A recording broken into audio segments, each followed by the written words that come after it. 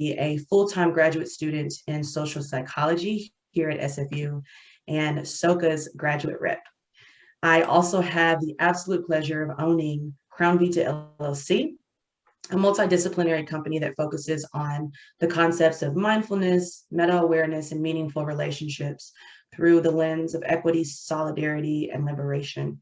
And with this work, I'd actually like to ground us a bit in the conversation with a 3-breath, 3-thank-you practice before we continue. And this practice will serve as our land, historical, and ancestral acknowledgement. So with these 3 thank yous, I want you to please consider 3 things wherever you are in the world.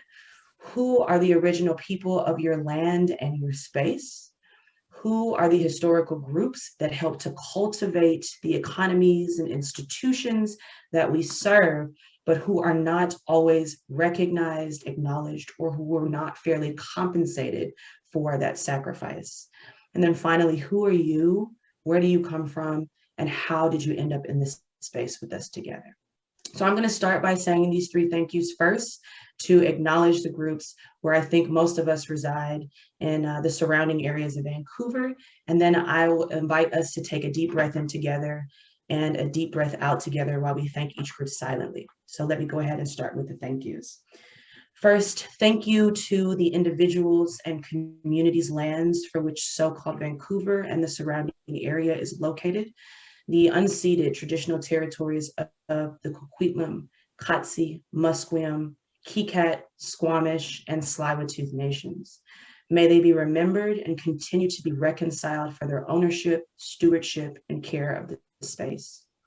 I would also like to thank the people of enslavement, indentured servitude, and those subjected to human taxation, who helped to build our economies, building institutions and universities that we have the privilege of serving in within so-called Canada. May they be remembered for their sacrifice and honor. And finally, I'd like to thank each of our ancestors for doing the collective work that they have done to make sure that we could gather and share here today. So may each of us be their wildest dreams. Now I invite you to take a moment to close your eyes if that's comfortable for you, or a soft gaze to the floor, and we can take these 3 breaths together in and out on my command. Breathe in.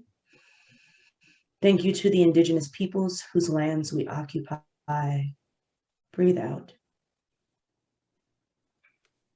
Breathe in. Thank you to the enslaved, indentured, and those subjected to human taxation to build economies and institutions we serve. Breathe out. And breathe in.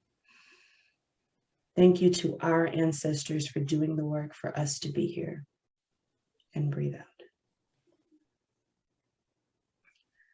Thank you so much for engaging in that practice with me, for helping us to be in this space collectively together.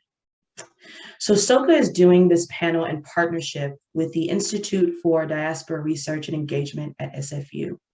And so again, to help us ground for this discussion, I'd like to introduce Dr. June Francis.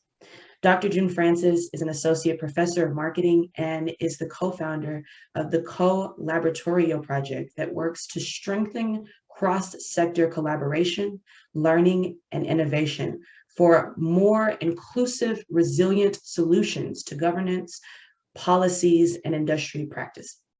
She is the director of the Institute for Diaspora Research and Engagement at SFU and the special advisor to Dr. Joy Johnson on anti-racism with a focus on anti-Black racism. So we are delighted to have her and her knowledge present in this room. And I'll go ahead and turn it over to Dr. June Francis. Well, I can't think of a better introduction that I have faced. I am for the first time not hyper, but relaxed, and also remembering the people you brought to bear. I really appreciate that introduction so much. I also want to say how delighted I am to be partnering with an organization called SOCA. I mean, I'm a Caribbean lady, so SOCA means something very specific to me. And any organization with that name is amazing. But this one in particular has been so foundational. And I'll tell you a little bit about IDRE, but I just want to bring our collective attention and gratitude, first of all, to the role of our students here at SFU in having allowed for the Senate of the SFU to pass a recent motion. I just want to, I cannot call out the students and their contribution enough, and the history of what that has brought us to this moment, and the commitment our Senate has made to hiring 15 Black faculty members, among other really important commitments. I also want to point out that we just signed at Simon Fraser University a landmark charter. Again, this has been a collaboration between the Black Caucus at SFU, but the big contribution from SOCA and the Black students at SFU on that committee, and our alumni as well. I was told that the contribution made from the students was perhaps the most comprehensive given to this charter. This charter is meant to be a game changer for universities. And I encourage you to, and I hope somebody can drop in the charter link, somebody more younger than me, into the chat so that we can all look at it. I won't take any more time except to say I'm just so delighted by the panelists here and to be able to be a co-sponsor. The Institute for Diaspora Research was founded after we did extensive conversations across the country, especially within the Lower Mainland, where we recognized the enormous role that diaspora communities played in not only the contributions to Canada, but also enormously contributions to the countries they come from. And we wanted a center that would focus on that work, that history, and that often ignored or unrewarded work that has contributed both here as well as the connections it brings back to home countries. And so that was the basis of the start of the Institute, was to be a place of research, pedagogy, and just networking and community, linking the campus of SFU to other colleagues globally, internationally, but also locally, and to communities. More recently, after the killing of George Floyd, and I hear that term so often, but I have to say, I just always remember the events of the Black community in the United States that ignited a global response. And that the global response meant here at our institute that we decided, in addition to the fact that Canada signed the Decade of People of African Descent, and so we recognized that very little had been going on.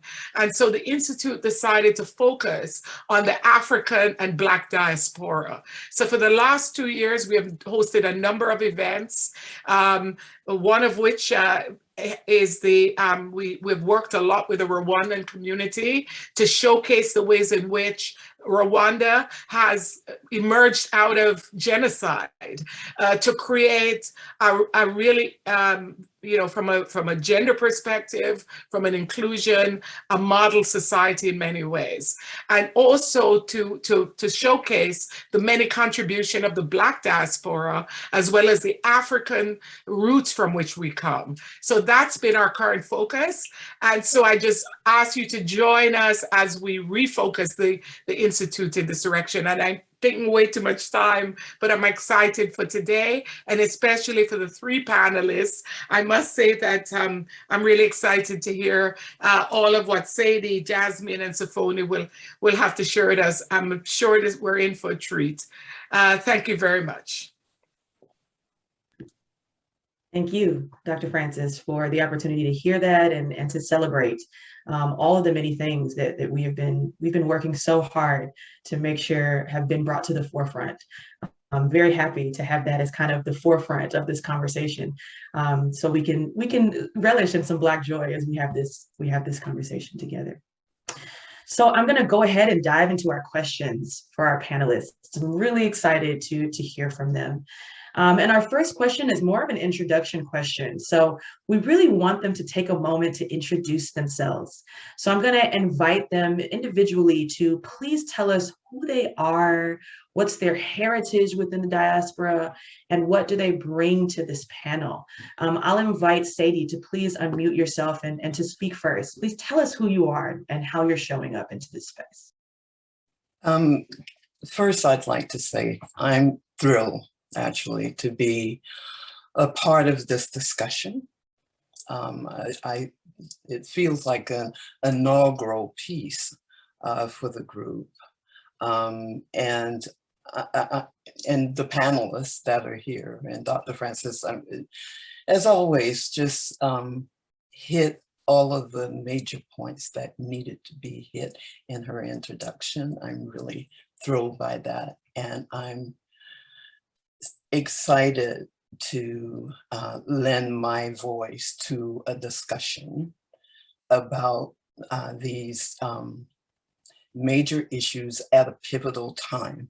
I think that I'm going to just also reference the matters in the US with the killing of George Floyd and others, and the deaths in Canada also that have taken place, and along with the pandemic, and what that is, I believe, is pushing all of us to actually take action on the matters that impact not only us, but in our Indigenous sisters and brothers and others also in this territory and outside and within the world. My pronouns are she, her. I'm originally from the southern US.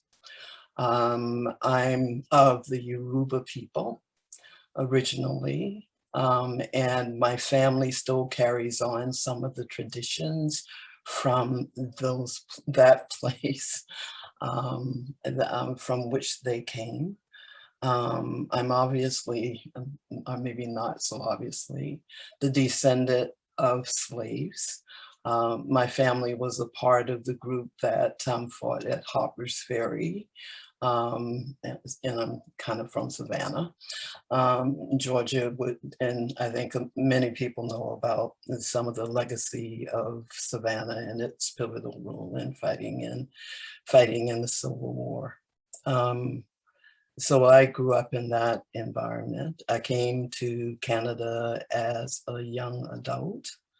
And I've lived here for 50 something years as a Canadian. All of those things have helped frame me and directed my activity and engagement and involvement. And my commitment to community and education, but also community, the Black community and Indigenous community, but also the broader community, and working on trying to press for a more just society for all of us. Some people know I've worked on women's issues are in that area for a long time, on international support and empowerment, and in community development, among other things, and anti-racism. And I've been involved in politics, not to be there necessarily for myself, but to be a beacon and a support to encourage other women, particularly women of color, to engage in politics and to capture their voice and be out there and take the lead, as they say.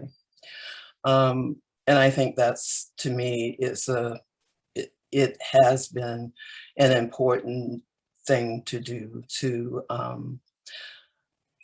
try to ensure that political groupings are safe for women, and particularly women of color and Indigenous women.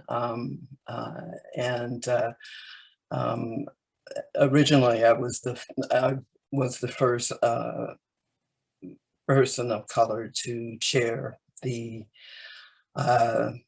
Human Rights Equity Committee for the NDP. It was back in the 80s.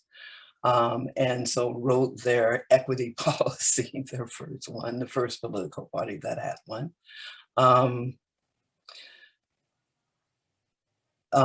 But again, where I am now is I'm basically semi-retired, and I'm continuing to work on issues that impact women and work globally on those matters. And I'll stop there. I always feel very self-conscious and like I'm taking a tremendous amount of time, but I wanted to kind of give a bit of a context to kind of what I think and the direction that I'm going in. Thank you so much, Sadie. Yeah, we appreciate that introduction, and we appreciate you taking the time to tell us who you are, how you come into the space. You might have seen me smile. I'm also a Black woman from the South. I'm from Memphis, Tennessee. So I hold that, I carry that. I am very happy to see you in this space, and look forward to hearing more from you and about you. I'll go ahead and invite Jasmine to unmute herself and to go ahead. Hello, Anibozo, Jasmine, and Ndondam, Treaty 13 territory. Hi, everyone. Hope you're well. My name is Jasmine Swimmer. I sit on or live on Treaty 13 territory in Toronto.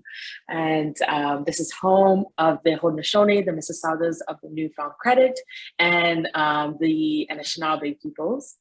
Myself, I am from the clan of the Arwaktian First Nations peoples. I recognize that I'm a settler in Canada, but I have Indigenous heritage in South America. And I have really just been working and putting my heart towards working more in connecting Black and Indigenous youth here in Toronto. And my role right now, I sit on 2 advisory councils that really focus on funding Indigenous and youth work all over Canada, whether it be building a school or doing a program that educates kids on First Nation languages like Ojibwe, Mohawk. I'm on that panel and ensure that those groups get the support and the mentorship that they need. And I've been doing this work, I think, from the age of 16, when I started my reconnecting journey of just reconnecting with my language, with my people, and reconnecting with my community. And funny enough, there's a huge community here in Toronto of just Afro-Indigenous youth and women and people that are trying to connect and bring those 2 identities together of Black and indigeneity. My father is Maroon by way of Guyana, and he is Jamaican of Caribbean heritage. And it's beautiful to enjoy, it's beautiful to enjoy both singing and dancing and just bringing it together. What else? What I'm bringing to the table, I'm a huge advocate for educating our people and youth about financial literacy, business, their credit, finance, and that's where I sit right now, and really helping them get access, how to manage their finances, how to start businesses, whether they're in the States or Canada, how to manage, everything that comes with the finance and business side, because I truly believe that from our history of just Black and Indigenous creators, that we have that intellect, that wisdom to create, and that legacy still lives on in a lot of our youth and young people. So that's a bit about me, what I'm bringing to the table. I myself am an entrepreneur. I'm right in my space right now. So I'm excited to be here with you all, and whatever I can bring to that, I'd love to hear your questions, speak from my personal experience, but I'm grateful to be here, grateful to be with all of you, and thank you. Thank you so much, Jasmine, again, for giving us your background, telling us who you are, how you show up into the space. We welcome you, we uplift all of your identities, and thank you again. So now I'll invite Sophonie to unmute herself and to please introduce yourself and tell us what you bring to the table. Thank you. Hey everyone, my pronouns are she, her, hers. Thank you so much for considering me to be on this panel. I am a third-year undergrad student at SFU, doing a joint major in Crim and Gender Studies with a psych minor. I am both Dominican and Haitian. My dad's Dominican and my mom's Haitian. I was born a Dominican and then raised in Haiti for 6 years until I came here. So I am two countries and areas that are constantly in conflict with each other, but I am one, so trying to find that identity with being both.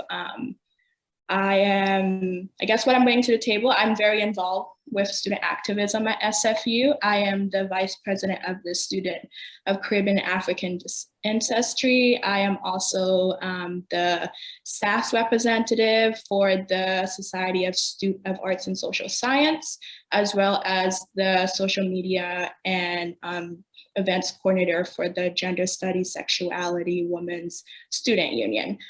So I love student activism. I love using my voice to help others that don't want to use their voice or feel like they don't have the power inside of them to do that, and just really trying to make SFU a much better place for myself and those that come after me. I'm really excited just to learn from all of you guys and the panelists. Like, you guys are very inspirational to me. So I'm going to be sharing, but I'm also excited to learn from you guys and just to be here. And yeah, so thank you for having me. Thank you for being here, Sophonie. And thank you all for your introduction of yourselves. Again, for all that you bring into the space. We welcome all of your identities. We welcome all of your likenesses, who you are, and really excited to continue this conversation. So moving on to the next few questions, please feel free to unmute yourself as you'd like to bounce ideas off of each other. We're really excited to hear what you have to say about these particular things. And so thinking about the diversity within the diaspora, I wanted to ask the panelists, what are your thoughts on how we create global solidarity within our Black community around the world?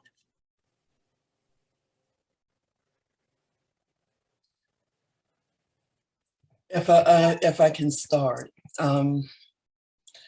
there are a number of activities that are taking place, some internationally that are attached, and I think we know some of this at the UN, but also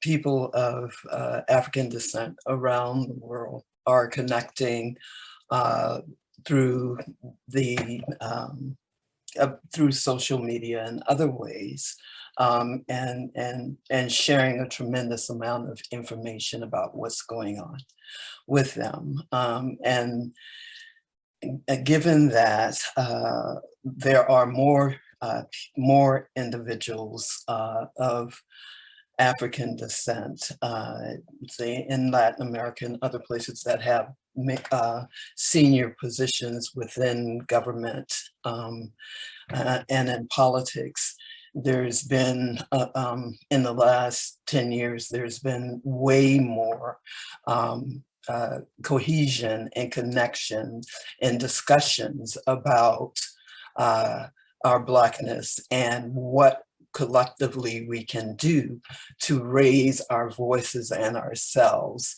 and not only in the areas in which we live, but in a much broader way.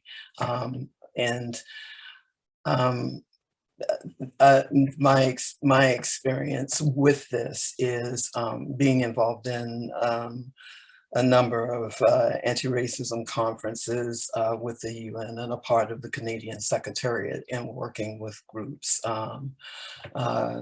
across the board. And maintaining connections with many of those groups and providing levels of engaging in discussions, but also providing levels of support around particular matters, violence, sexual violence, and other matters, where we can actually build some coordination.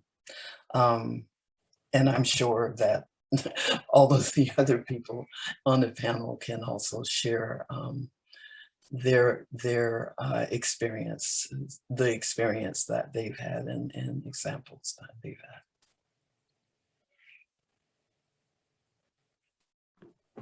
Thank you so much, Sadie. Yes, Jasmine, please. Yes, I'd love to chime in. Global solidarity within the diaspora. Just from a youth business perspective, I think economy is always the best way. And we can look at other ethnicities, communities that have come together via business, real estate, all these different powerhouses, and how they have literally taken over communities and community centers, buildings, even banks, where they're literally just for the community. And I'm always a strong advocate for business, and being able to own, especially in your own community, can change everything. And that is one of the main ways that I know my wish is that the global solidarity movement will begin with us coming together, investing in communities, Black people owning their own communities, their own stores in those communities, and being able to generate generational wealth. And that's really what, if we go back to history, even Canadian and American history, where when we had our space or our communities where we were generating our own wealth, that it intimidated other people, where they're just like, okay, no, we need to stop this in its track before it gets further, because we can see if these people come together and be independent, a lot of communities, a lot of countries would really be at a disadvantage.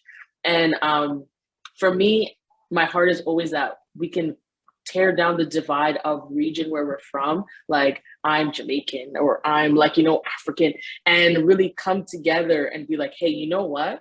We need to come together because we see youth here, we see families here, and they need a home, they need food, they need education. And how could we build communities where we can uplift everyone and then get them on their way? So that's my heart and my hope, but I think that's a starting point where if we can start switching our brains to longevity and connecting to owning things and being our own decision makers, where we are not competing against each other, but coming together to make that change, I think the world will, it's even beginning now, as specifically in Ghana and Africa, but the world is going to have to answer to a different tune coming soon.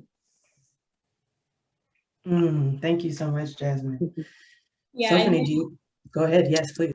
Yeah, I think just to add on to that is we can show solidarity by accepting our diversity in our culture and our thoughts, but also realizing that together our roots are from similar places. And I know for me personally as a student, we can build connections locally and internationally with Black groups and people at my school by just going up and introducing ourselves to different Black individuals we see at our school. Because I mean, when I first started at SFU, I didn't know anybody, and not really knowing that there is a Black community within SFU, because it's not something the school, publicize. It's really important, I think, for us to just have warm welcomes with our students that are international, specifically from Black places, and just show them that they matter in the Western world, and just allow them to know that their cultures, their languages, who they are as individuals. Yes, the outside world may be trying to tell them that it doesn't, but here at SOCA specifically, and what we're trying to do is that you matter, and that, that we want to celebrate you, but also as well outside of SFU is to really just support local businesses in Vancouver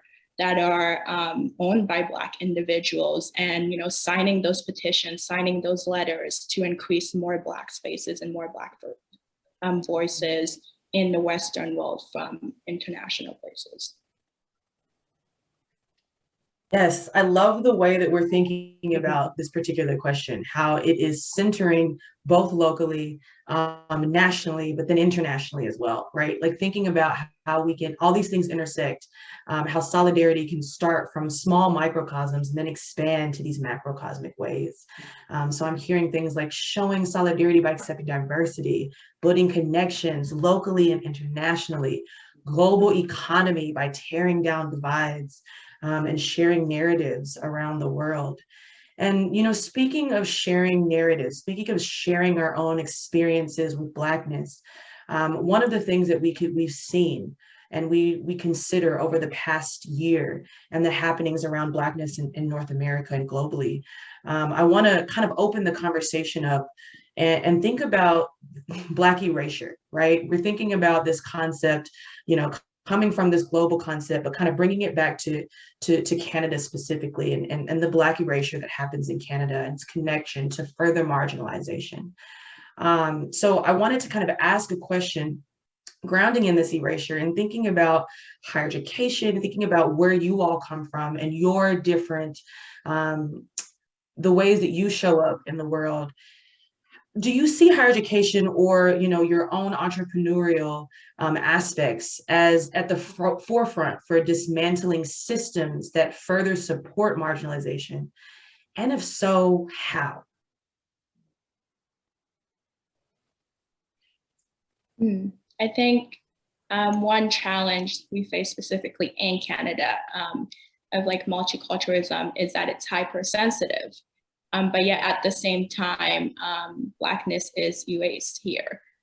So which can cause a lot, I think, of confusion, because to some it's like, oh, but what are you talking about? Like, we're always talking about like trying to do equality and inclusion for you guys, but then they don't also see the other side where it's like, it's a lot of just talk and not a lot, of action, especially in the higher ups, trying to use what we're telling them to create the changes that we're asking that are long lasting.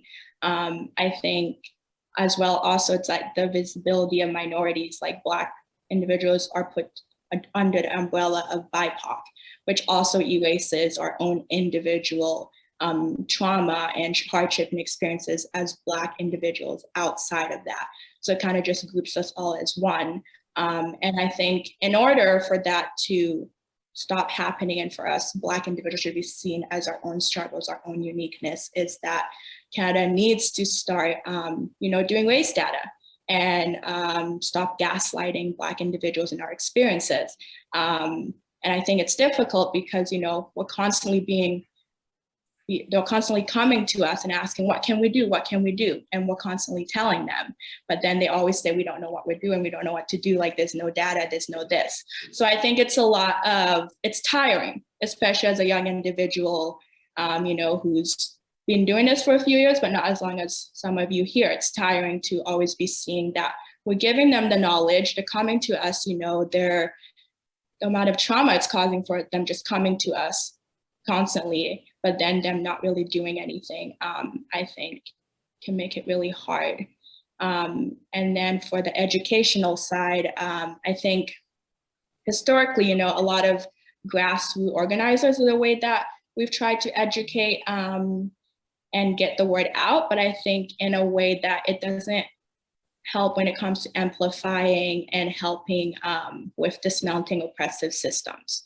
I think, yes, it does a good job, at signing petition, raising money, but when it comes to, let's say, at SFU, it doesn't help with us students who are, doing activism stuff, trying to change and make it more inclusive and welcoming and safe, especially when we're constantly being attacked and our mental health and all that we are is always at jeopardy because we're putting our lives on the line just to, try to create a better space for students here.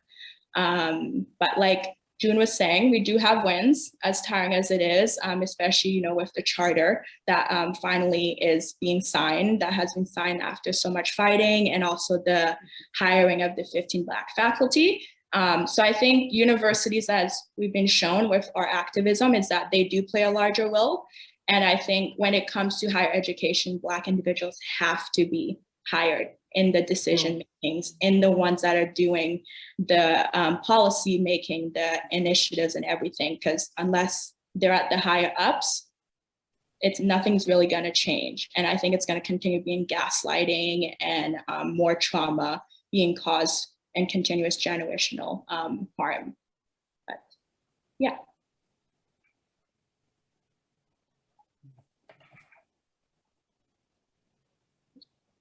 I definitely want to sound off as well.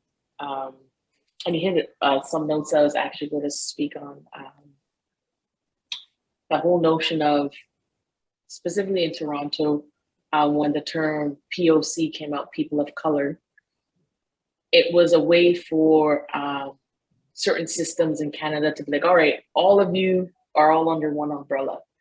And then when things start to shift where, okay, when people needed the POC card, they'll choose every other race except Black. And I personally have experienced it in different organizations where they didn't have someone that could encompass the Black voice. So they were on the hunt to find someone that was valid in their work, so they can apply or show to the grand, I guess you'd say, a world that, hey, our organization is inclusive. We have one Black person that holds the views. So anytime we need them, we can just point to them like, hey, give us your view. All right, we got it approved. And when more recently, after a lot of outrage and global outrage, Sadie, like you spoke about in the States, and then it came over to Canada and globally, then the notion of BIPOC came in, like, okay, we need to really emphasize Black and Indigenous, and then people of color.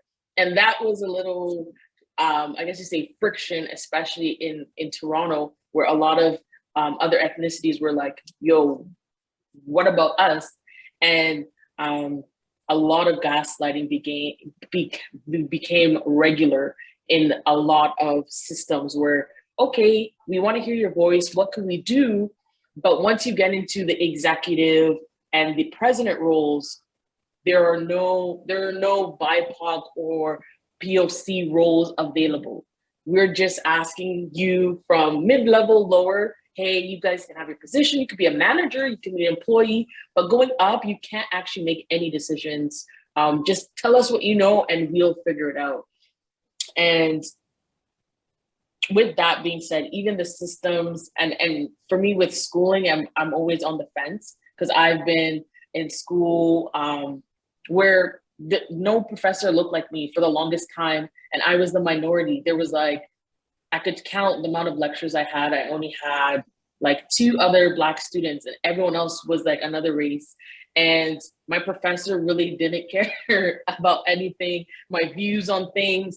When I tried to bring in Black experiences in relation to material, and my first like ever like teacher or person of color that I could look at as an educator was like in high school when I was almost completing high school. And it was the craziest experience I had, because it was foreign to me to even have an educator that was Black and educated and teaching me material that I could use. And I want to say that it will be simple, but as I'm seeing now, like as many of us have seen, because of the public and the world outcry, you're seeing organizations scramble now to be like, okay, we need a diversity hire, we need Black voices in our corporations to make sure we're not tone deaf. And I'm not saying that those are not good wins, but they're great to have those people at the table. But on the same side, it's a lot of tokenism. Specifically in Toronto, there's like go-to Black people that like specific, I guess you'd say, systematic organizations always call on, because they're very fluid in their allegiance or amplification of Black experiences. So it's not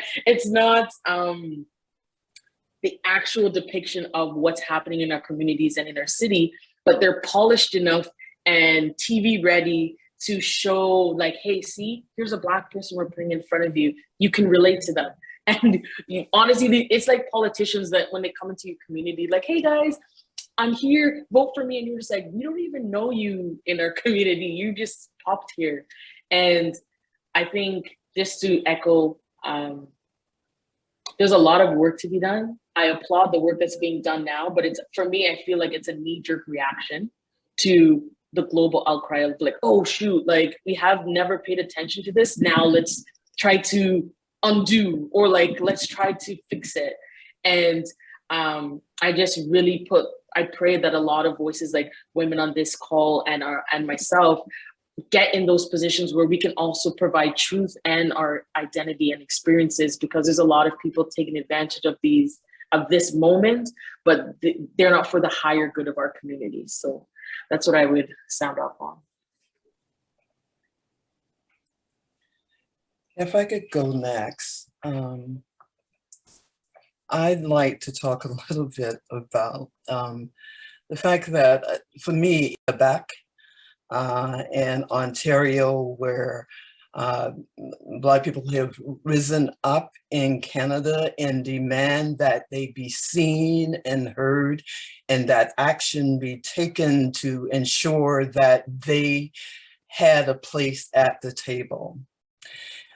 And they challenged the limitations that were placed in front of them to ensure that their voices were being heard.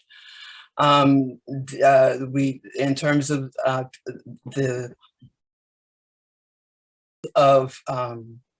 writings and Canadian authors, a high percentage of them women, who produced materials since the 60s in Canada is really impressive. And for me, some of the difficulty and sad part is that because it's waves of this that seem to happen, where is materials that are put together, films and written documentations of our experiences is being produced and presented. At certain times, people are willing to engage and promote it, and at other times they are very resistant to actually discussing any of that information, or to engage the producers of that material. In the mid 80s, a group of us got together and put together resources for Black History Month, and posters went to all of the schools in the Lower Mainland and in Merritt, BC, where there's a high population of Indigenous and Black folks, and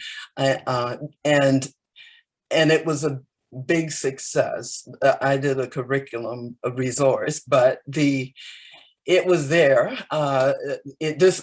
Within 2 years, the curriculum resource disappeared from all of the school resource centers, and the other challenges that the books and other things that were donated also disappeared, which demonstrates that we need more of it. But the challenge exists that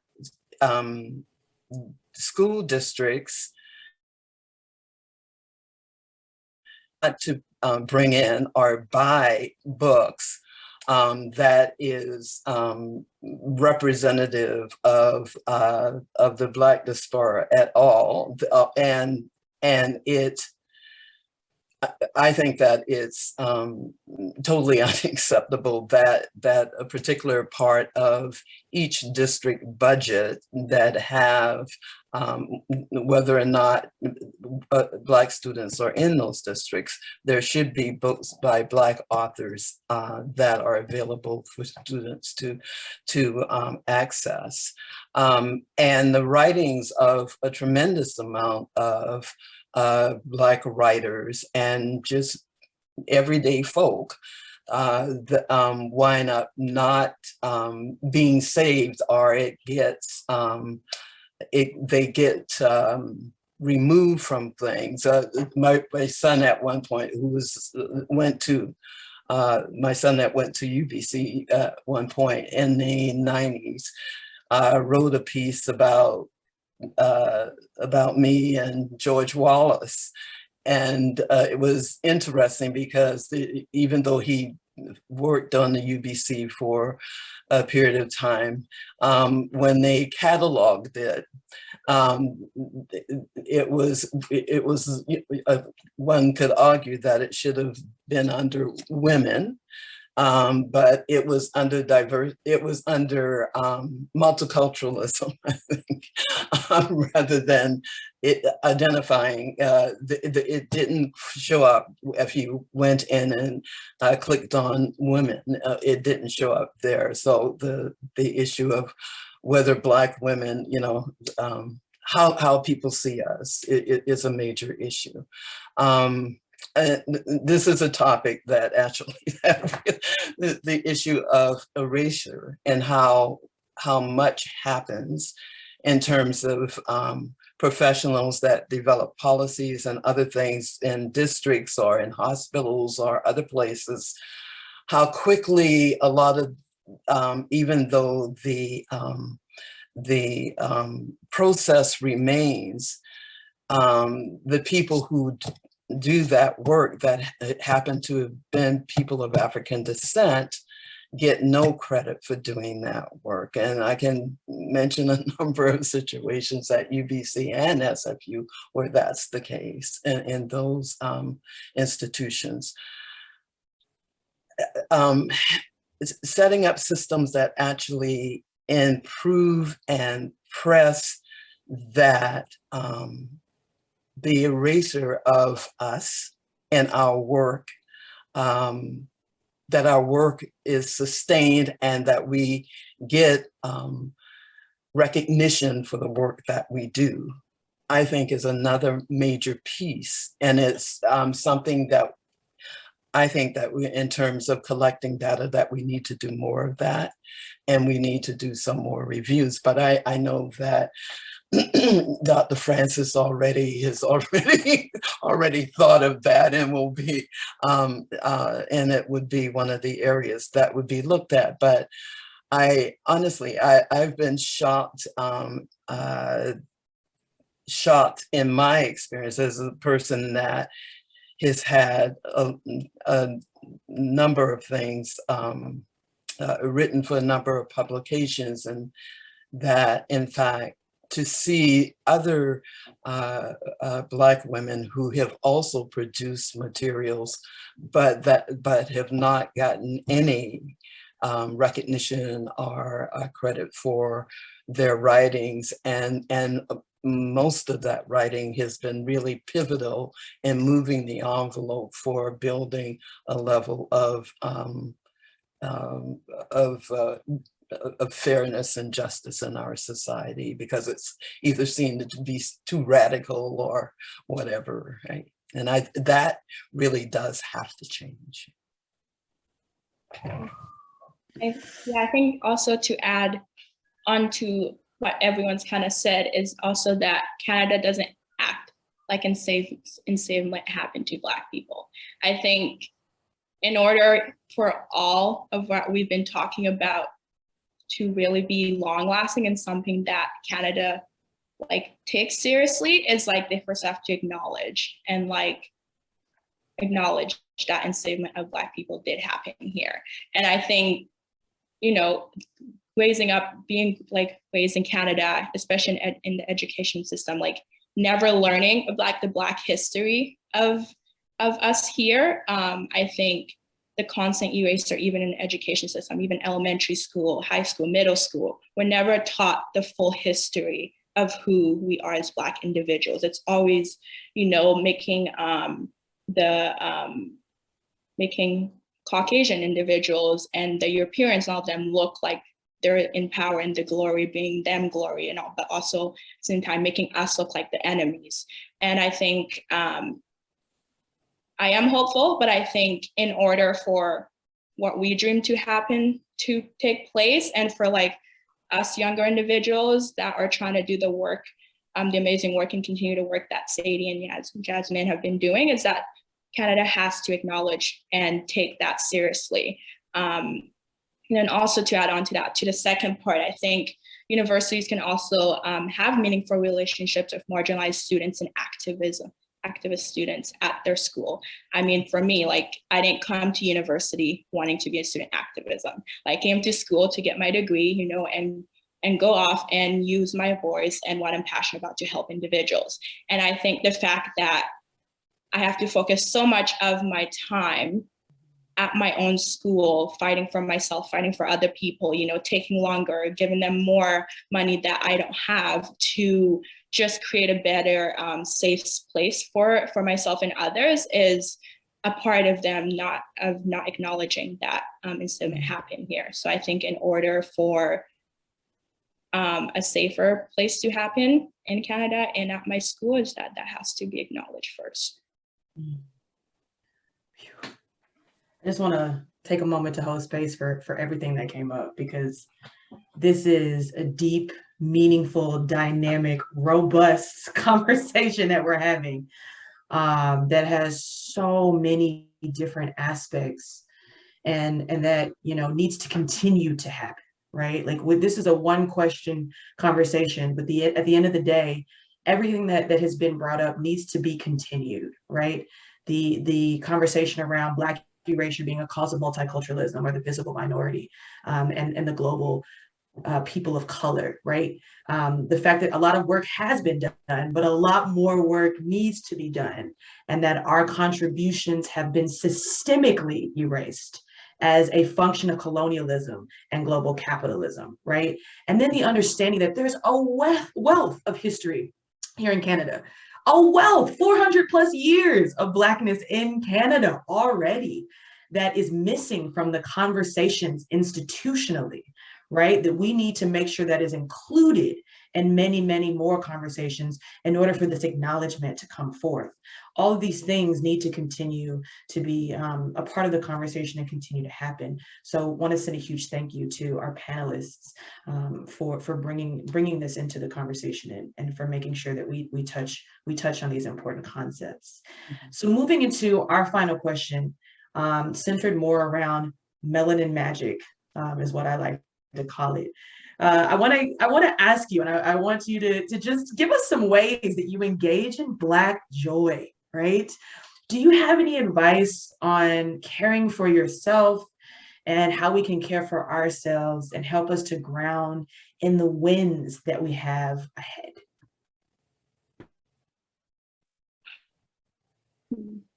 I think for me personally, like, as a Black adopted individual, you know, I was taken from my roots, from my home, from my culture, from my people. So I think for me in the last, especially this year, is really just, yes, it's hard, and a lot, you know, of hard emotions and things do come up, but it's really taking the time to learn about my Dominican and Haitian roots, and really just like surrounding myself with individuals from that part of the world, and also just Black individuals altogether, that can really, in a way, teach me about my Blackness that was that I had to force without knowing to kind of like quiet inside of me. So I think that's how I have been really, you know, been doing the hard work of unlearning generational trauma, but also like learning about my own identity as a Black individual, as a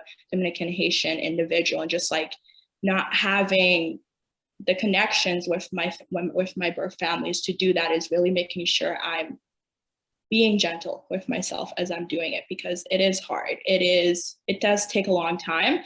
But then also at the same time, as I'm doing that, making sure I'm not too hard on myself, because it wasn't my fault for me coming here. So it's also like making sure I'm finding joy, you know, and also being part of the Westernized community, because it is part of who I am. I'm both. And it's really learning to hold those two truths together in a way that's very individualistic to me, that in a way that I identify to be myself, not so much what others are trying to bring to me. And then also just surrounding myself with Black communities, you know, those who make me proud to be who I am, that you know, love to celebrate and enjoy who we are, and, you know, create spaces, and especially with music and just like dancing and food and just our culture, art, and everything. I think that's a big reason why I'm part of SOCA, is that we do all of that. And it's really helped me learn to embrace all those different parts of me, and also like connect with different Black individuals within the SOCA. And then advice I would give is really practice. I'm speaking for myself as well as I say this, but practicing giving yourself permission to be in with your entirety of your emotions, your thoughts, and your soul. And I think Black joy rests entirely on all of those. It's not just one, but we really have to just let ourselves be our whole individualistic selves, whatever that is, and with the good and the bad. And I think for me, it means, being intentional about no longer asking for the construct of white individuals and white supremacy to define who I am, and instead deeming myself worthy simply because I exist. And I think if we do that as Black individuals, it's not easy, but it will make it a bit easier for us to really celebrate and be oneness together. And I think that's by doing that, we can do self-care and Black joy, and have it be radical embodiment of our liberation.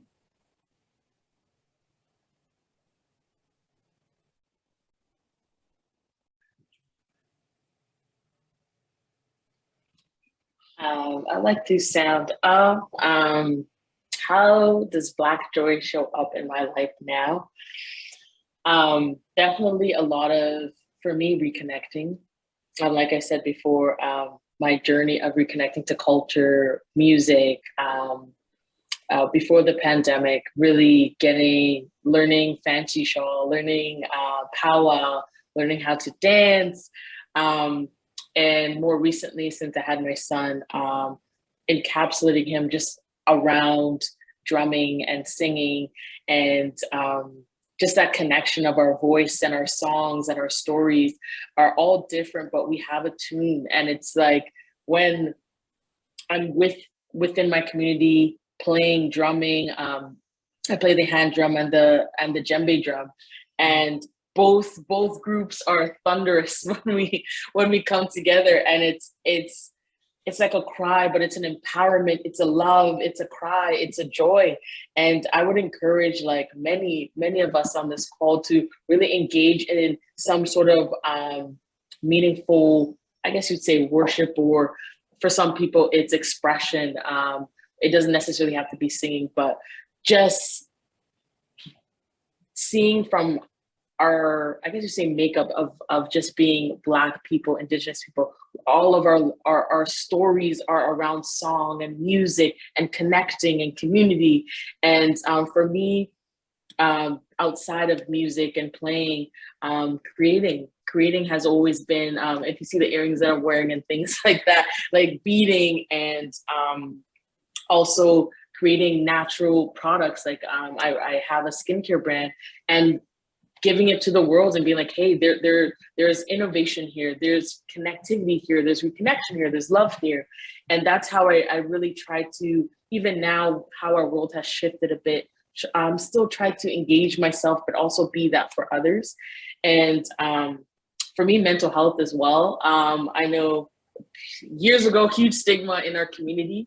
And just from the work I've been doing, working with a lot of Black and Indigenous youth, and a lot of their work is centered around mental health and helping young Black and Indigenous youth navigate through this time virtually, not being able to meet up, not being able to connect, and seeing that it's needed, and that apart from the actual pandemic, there was another pandemic of mental health and a lot of things in both Black and Indigenous communities.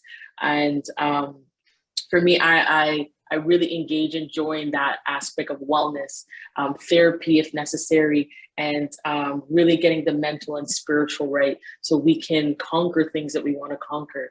And I would say any advice that I would give out to anyone on this call is to really reconnect. If you don't necessarily have to be First Nation, or you don't necessarily have to be like, okay, I need to find a root to connect to, but just in your inner self, make sure you're aligned, make sure you're healthy, make sure you're eating right, make sure you're mental, like you really go through the trauma, whether you've been through generational trauma or just trauma in your own life, really go through that and heal that and make room for new, and you'll see how things things change in your life. So I put that forward to you all. And again, connect to your brothers and sisters, because there's so many of us where we feel like we can't connect to one another because there's this weird energy, and it's just like, reach out. There's so many people that have internal things that they don't feel comfortable sharing in other communities. But if you are a safe space, people will gravitate to you to be that safe space. So I send that to you all.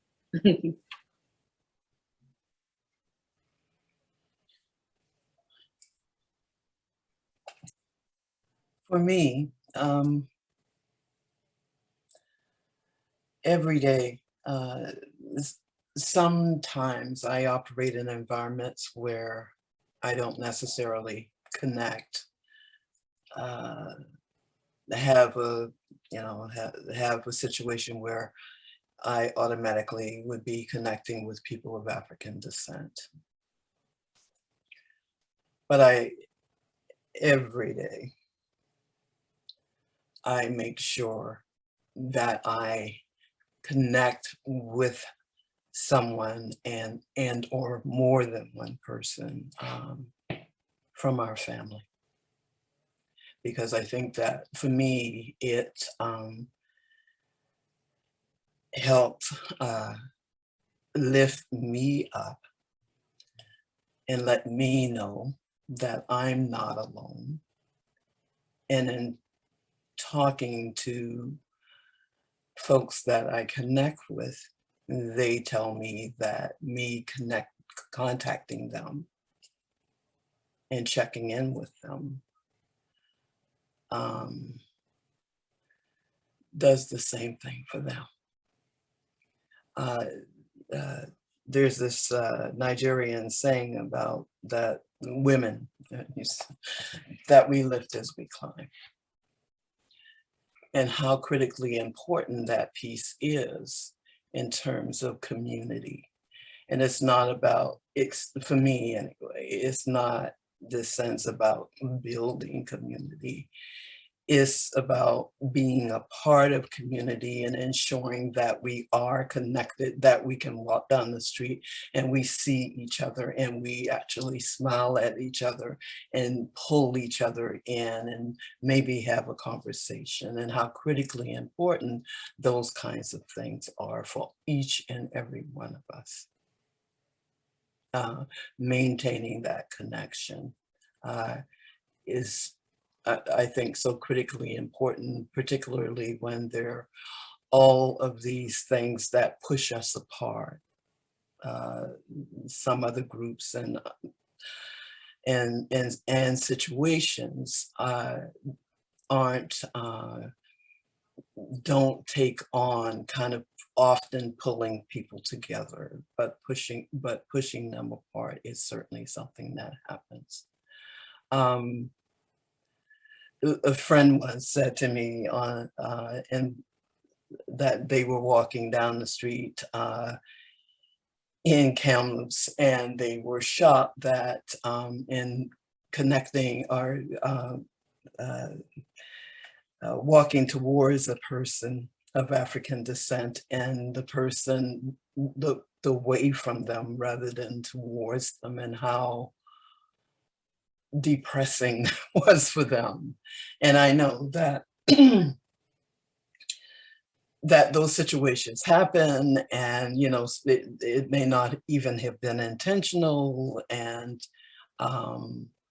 but I guess what I'm trying to say is that recognizing that those little things are actually really important for many of us, like to be acknowledged, because the larger community often doesn't acknowledge us. And so it's critically important that we recognize the importance of acknowledging and checking in and supporting one another across all of the differences that might exist for us.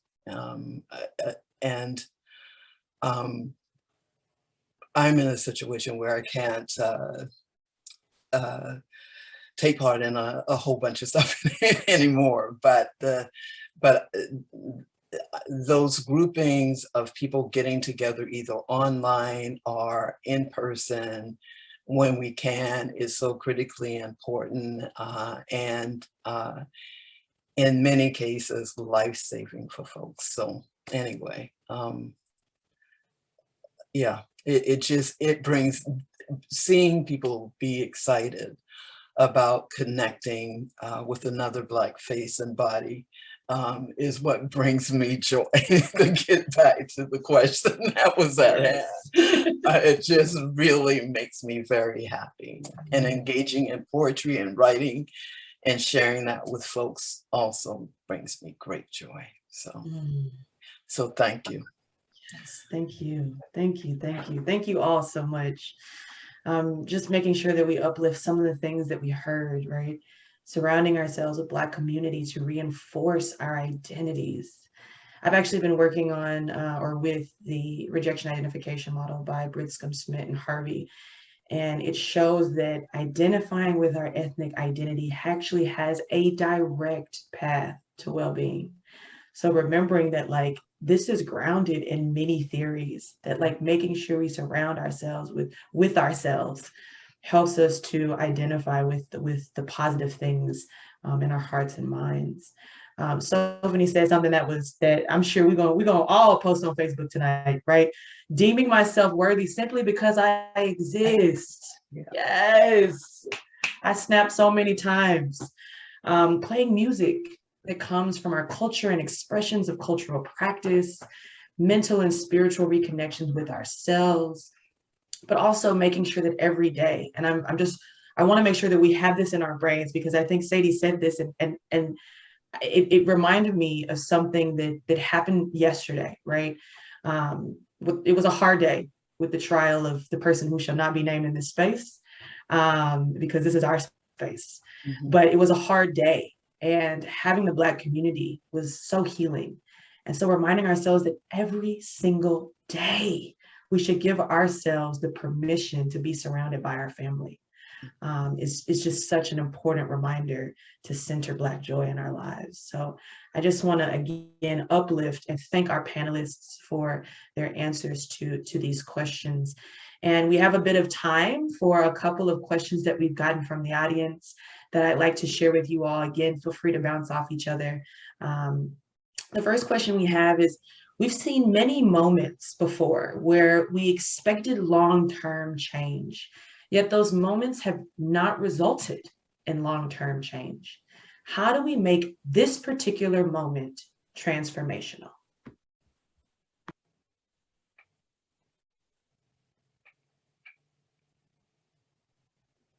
I'd like to sound out.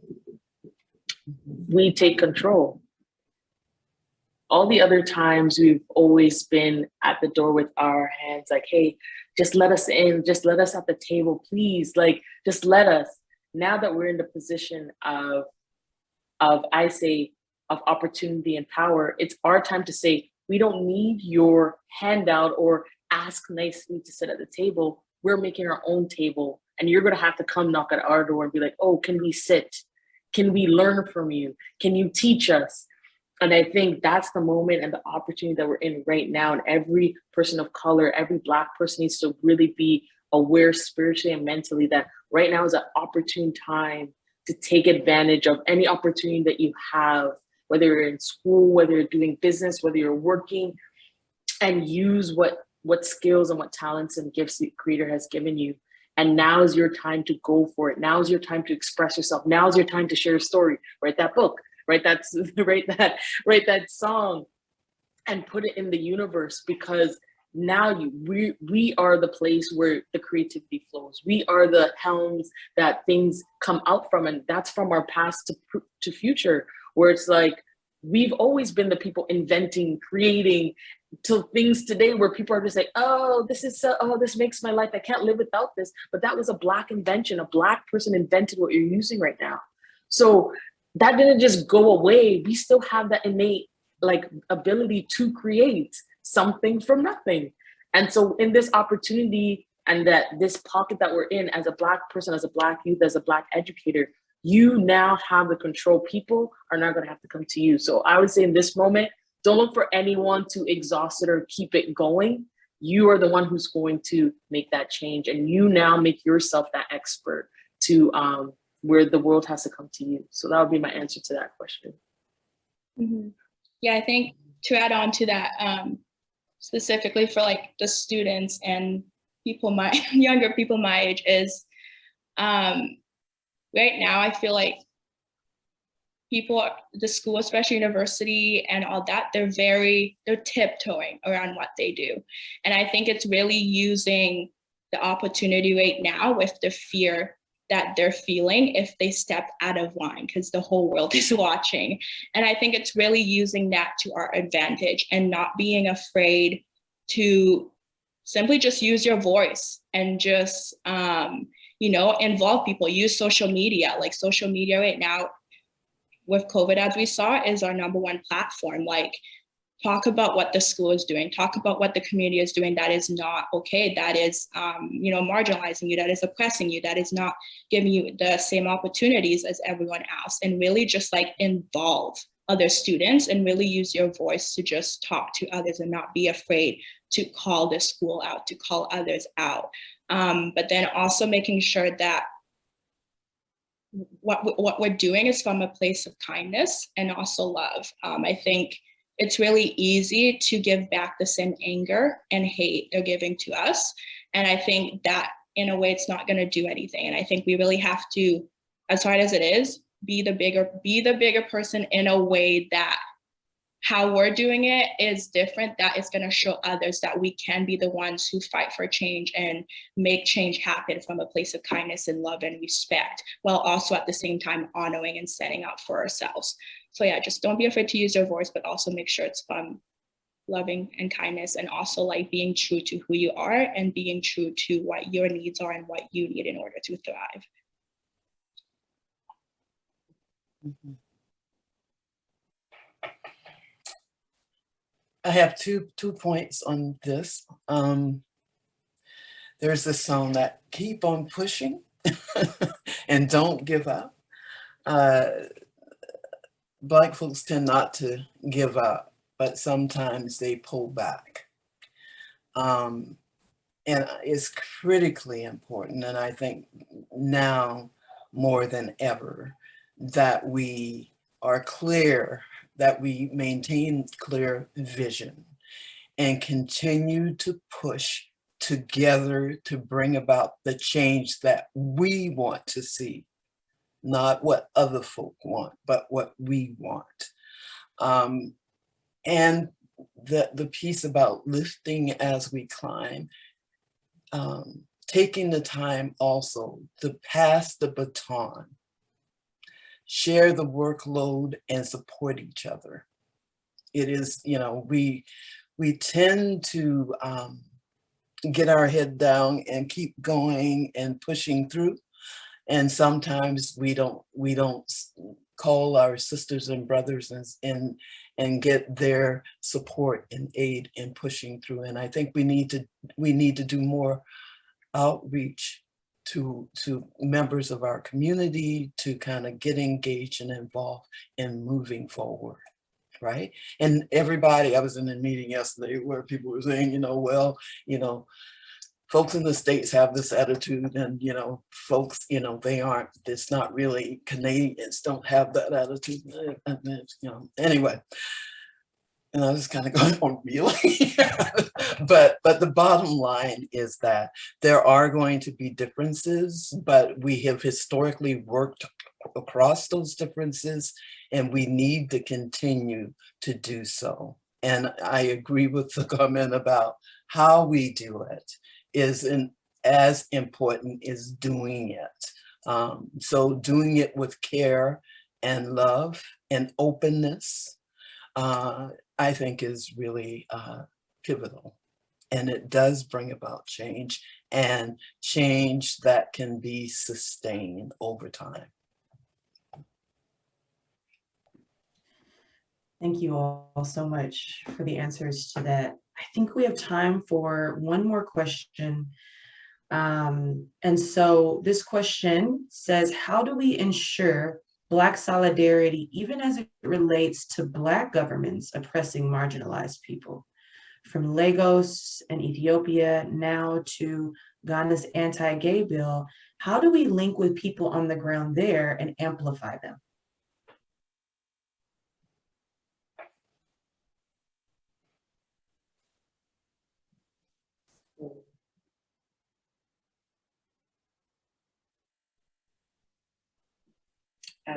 I'll sound off, but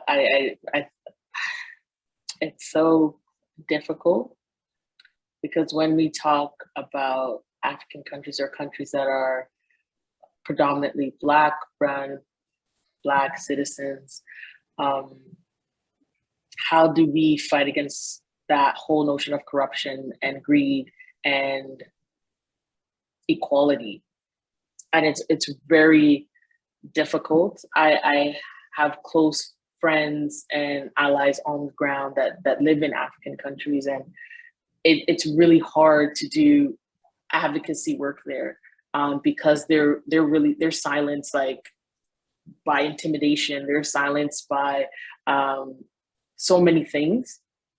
And from Canada, I know we have, liberties where everyone has a space and you're not necessarily persecuted for like protesting down the street. But in other countries, it's for some people, it's like a death sentence where it's just like, hey, if I stand up for something, if I advocate for something and our government is not for it, many times you don't see those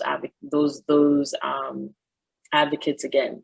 And I think there's a lot of fear in our communities, especially outside of North America, where if I'm that revolutionary voice, if I'm that person that speaks up or leads the resistance, how will my legacy continue? Will someone else rise up? Will someone else continue the fight? Will someone else speak up? And I would say just here in Toronto, to seeing what's going on globally, specifically in Africa,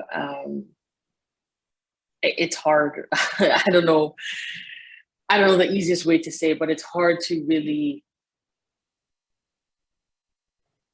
fight against that from not being on the ground, but also just me knowing allies on the ground that daily they try with their organizations to really try to equal the balance board, especially for a lot of LGBTQ plus peoples and orphaned youth and kids.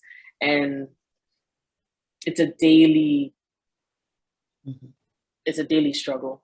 And I don't know, there's no easy answer, but I'll leave it to the other panelists who weigh in. But I know it seems like an ongoing challenge, and it can't necessarily be approached like how we approach things in North America with just protests or signing documents like, hey, look at all these signatures type of thing. So yeah. Mm-hmm. Yeah, I think this is a hard question. Yeah, I think to build off of what Jasmine said, it's really just, I think, listening, like listening just to listen. I think it's like what we can do, especially like she was saying, we're not there. We're not physically in the place. We don't know how things work there per se if we're not from that area. So I think it's really just creating that safe environment to let those individuals that we know or that we want to help to just tell their stories and ask them and help them create a way to help bring the change that they want in that location. And I think it's just like empowering. I think that is probably the main thing I can think of for us to do, is just really empowering and encouraging them to do it in a way that will help them bring change in their home, but also like keep them safe, and not so much just going from a place of what works here is going to work there, because it won't. And I think also just taking the time to educate ourselves and really learn about the difference of how things happen there, and just really taking the time to yeah, and just to also spread the word here. I think a lot can be happened by just educating individuals in different parts of the world and really like making known what's happening there happen here, and really putting pressure through that way, through spreading the news, through emails, through creating communities, and donating and raising awareness. I think that's the best way I can think to answer that really complex question.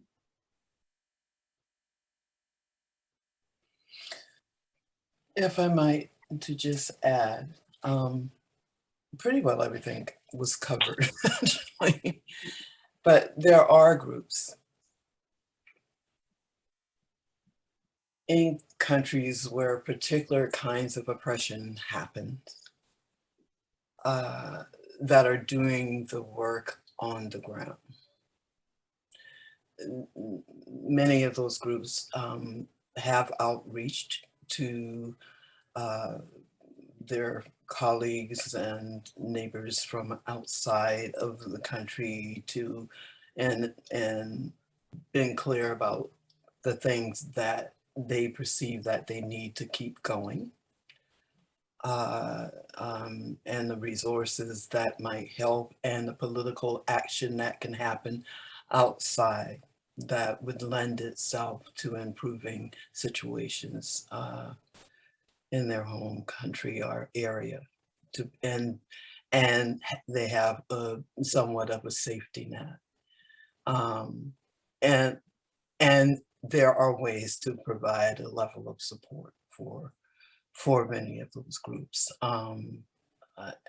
and I guess I don't feel like I can go into a whole bunch more than that, but the connections are really critically important for folks to know that they aren't alone, and that they have folks that they can actually lean on and trust. And trust is paramount. So there are ways of providing support, and even though it's kind of odd, often Canada has been reasonably good about providing supports for some women and some LGBTQ folks that are in positions of aren't safe in particular regions and countries on the continent. So again, there are some supports, and at times it's useful to use the mechanisms, the governmental mechanisms to help. I'm hopeful that with the new minister in charge of the status of women and the international component to that, who happens to be a Black woman, that hopefully we can use that avenue in a much more robust way than it's been used in the past. So I'll leave it there.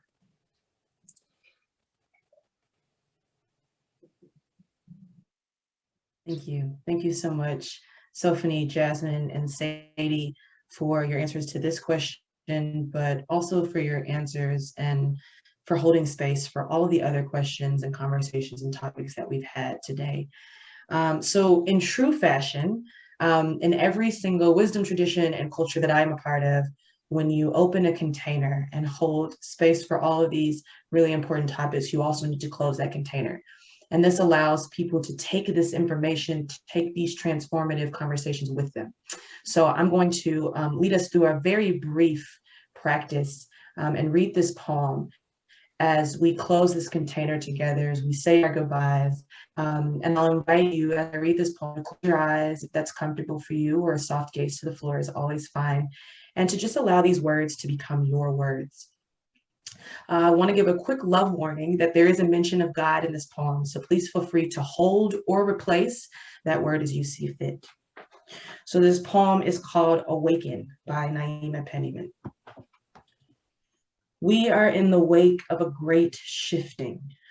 Awaken. You better free your mind before they illegalize thought. There's a war going on. The first casualty was truth, and it's inside you. The universe is counting on our belief that faith is more powerful than fear. And that in that shifting moment, we'll all remember why we're here. In a world where you're assassinated for having a dream and the rich spend $9 billion a year to control our ideas and visions are televised, so things are not what they seem, we gotta believe in a world where there's room enough for everyone to breathe. Because reality is made up of 7 billion thoughts who made up their minds of what's real and what's not. So I stopped believing in false idols of war, greed, and hate. It's not worth my fate. Love is God, God is truth, truth is you, and you are me, and I am everything, and everything is nothing, and nothing is the birthplace of creation, and transformation is possible, and you are the proof.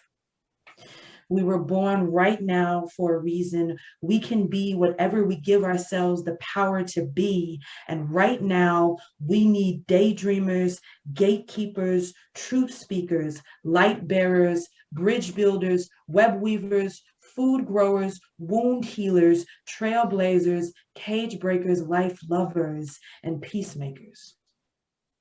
Give what you most deeply desire to give every moment. You are choosing to live or you are waiting. Why would a flower hesitate to open? Now is the only moment. Raindrop, let go. Become the ocean. Possibility is wide as the space that we create to hold it. With that, I will give my thanks and love to you all for this special day, and hope that you have a great weekend. And again, from SOCA, from the Institute of Diaspora Research, we thank you for being here and for sharing in this space today.